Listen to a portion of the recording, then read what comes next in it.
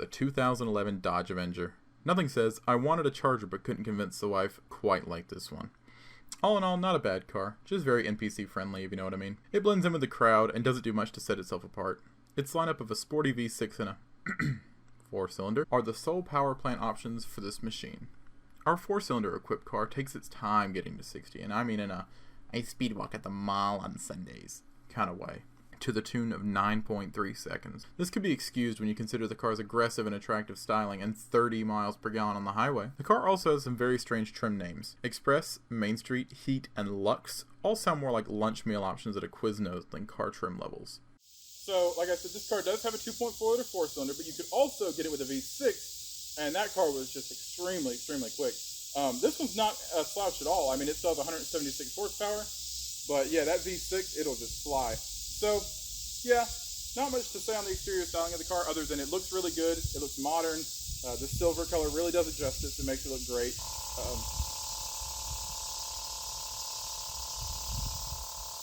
Did I mention it has tinted windows? Yeah, so that in there, that is we believe it's the AC actuator in there. For some reason, it likes to, Chrysler product. Anyway, so yeah, let's go ahead and check out under the hood, guys, and we'll talk about that there. All right, guys, so up front we do have that 2.4-liter 4-cylinder engine, and we see this in a lot of cases with the cars that also come with a V6. If you do opt for the 4-cylinder, you just have loads and loads of room to work. I mean, you got a good 10 inches in the back, maybe a foot in the front of just either side to side you want to work on the car. Everything is pretty easily accessible in this car, except, can you guess what these are? They're battery terminals. Where's the battery, you may ask? It's in the fender. It's down here. You have to take off the inner fender liner and the tire to get it off. And it's just an absolute pain and makes replacing the battery, which is, in my eyes, considered general maintenance. Cars, they go through batteries. You have to replace them every 3 to 5 years.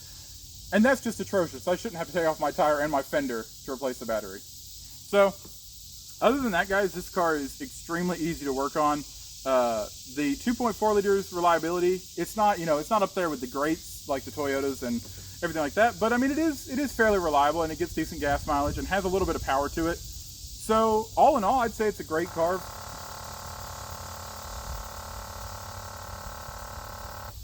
It's a great Chrysler. So yeah, I mean, either way, you can, as a starter car or something like that, it would be perfect to learn how to work on them and just maintain them, as well as just get you around. It's a nice little car. So let's move on to the inside. The interior is comfortable, but retains the Dodge mantra of nice to look at, not so nice to touch. Most of the knobs feel cheap and lack the quality feel of their competing models. But hey, that's Dodge, right? Sales for the model were reasonable for the segment, but only managed to outsell its big brother the Charger once in 2012, according to GCBC.net. The Avenger's $19,245 starting MSRP could be tempting, but if you opted for the V6, you won't be getting out for less than $24,000. Not much less than the $25,395 starting price of the Charger, which has the very same V6 as standard. Used, the Avenger is much more tempting. With a fair market value in good shape and 150,000 miles, the Avenger is priced at a very reasonable $3,615. Compare that to a similarly conditioned Charger, which is valued at $6,413.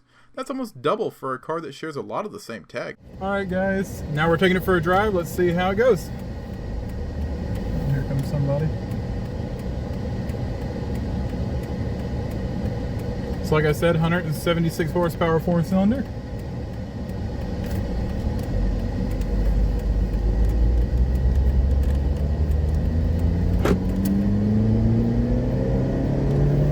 It's got a good noise.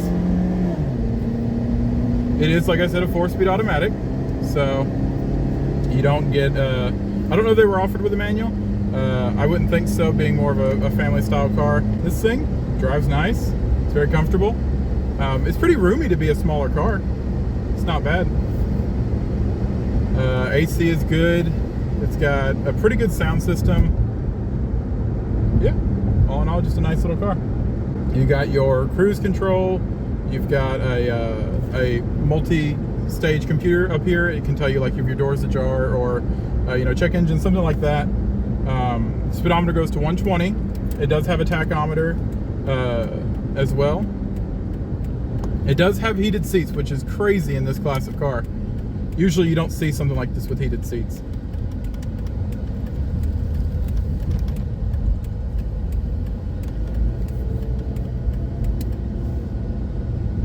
It also has auto headlights, which is to be expected of a car of this time period. So yeah,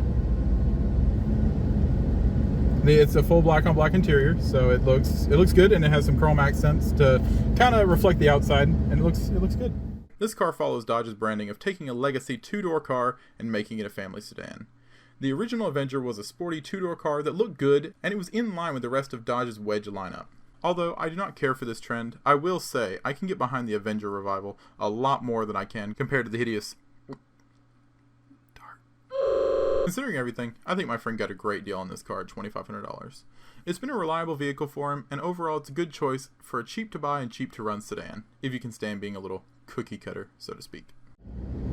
Alright guys, so if you like the video, subscribe and leave a like if you don't mind, turn on that notification icon.